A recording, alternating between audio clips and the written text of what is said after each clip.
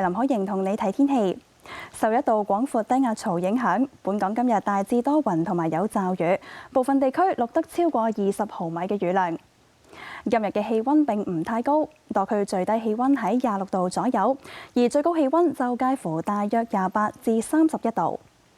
受到一股西南氣流影響，今個星期中後期天氣炎熱，星期3去到星期5氣温介乎28至32度。轉睇一節至下晝5點鐘，天文台錄得嘅氣温係介乎26.2至29.3度。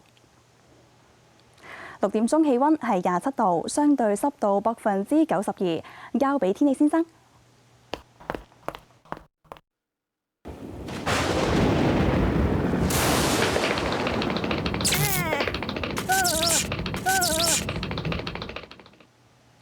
預測大致多雲，有驟雨同幾陣狂風雷暴。聽日部分地區嘅雨勢比較大，氣温係介乎26至到30度，吹和緩嘅南至西南風，風勢間中清勁。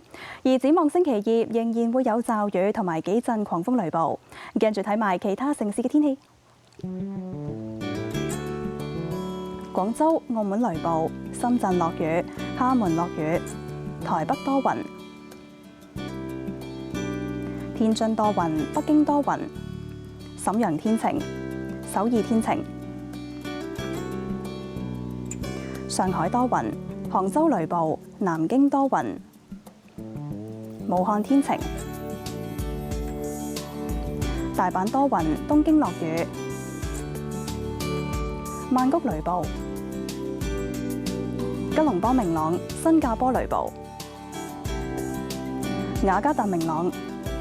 胡志明市雷暴，馬尼拉雷暴，墨爾本明朗，悉尼多雲，布里斯班驟雨，奧克蘭大風，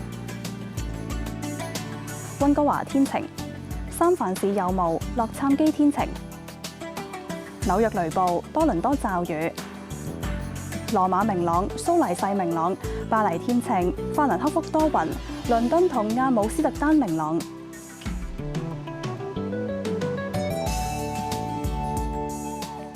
天氣講到呢度啦，拜拜。